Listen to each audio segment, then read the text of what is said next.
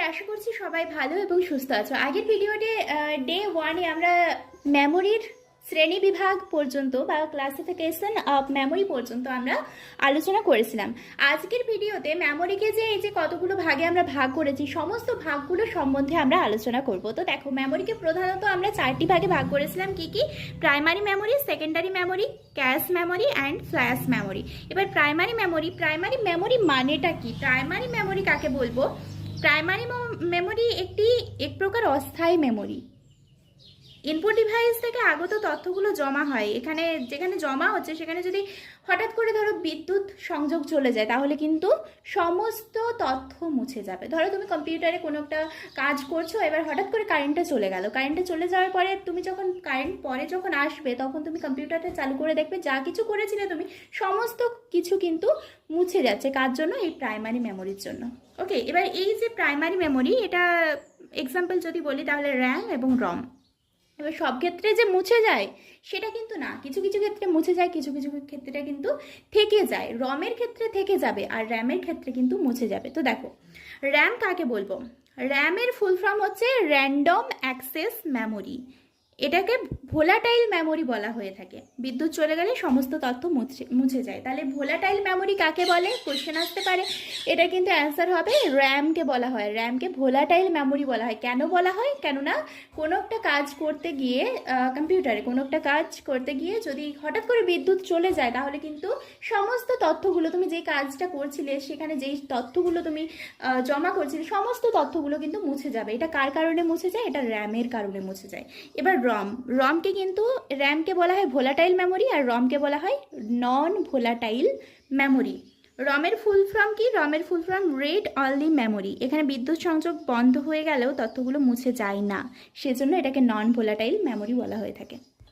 এরপর দেখো, র্যাম কত প্রকার ও কি কি? র্যাম সাধারণত 2 প্রকার হয়ে থাকে, একটা এস র্যাম আর একটা D RAM. S RAM means static RAM আর D RAM means dynamic RAM. Okay, এবার রম কত প্রকার ও কি কি? রম প্রধানত বেসিক্যালি 4 প্রকার হয়ে থাকে। ই রম, ইপি রম, ইই রম, ইউভি পি রম। সরি, ইই পি রম হবে। ওকে, আমি এখানটা একটু মিস্টেক হয়েছে।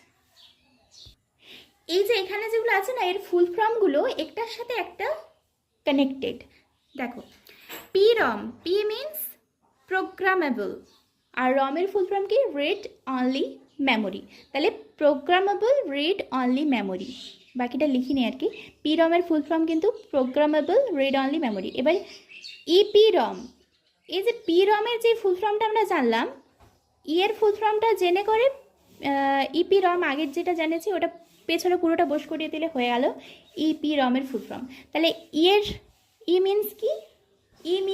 এখানে দেখো, ই মিনস কি? ই মিনস হচ্ছে erasable programmable read only memory, পুরোটার ফুল ফর্ম মানে ইপি রম এর ফুল ফর্ম হচ্ছে erasable programmable read only memory. তারপরে ইইপি রমের কি?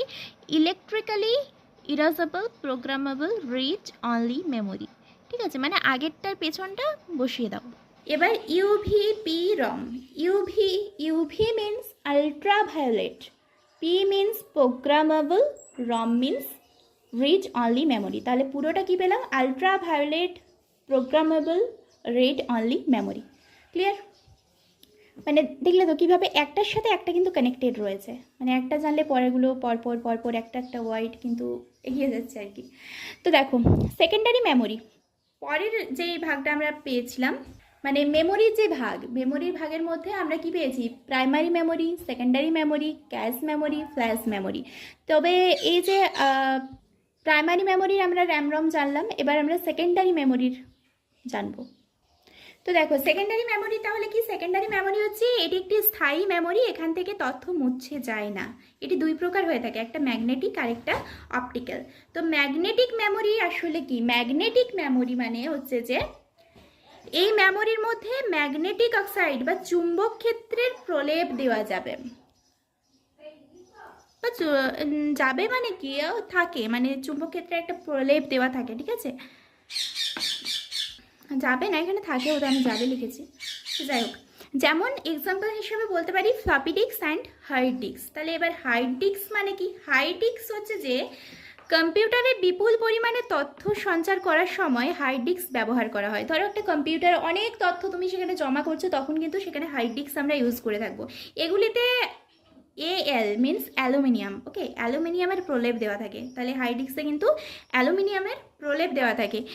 এটি ধাতু সংকর দ্বারা তৈরি, যাদের প্ল্যাটার বলে।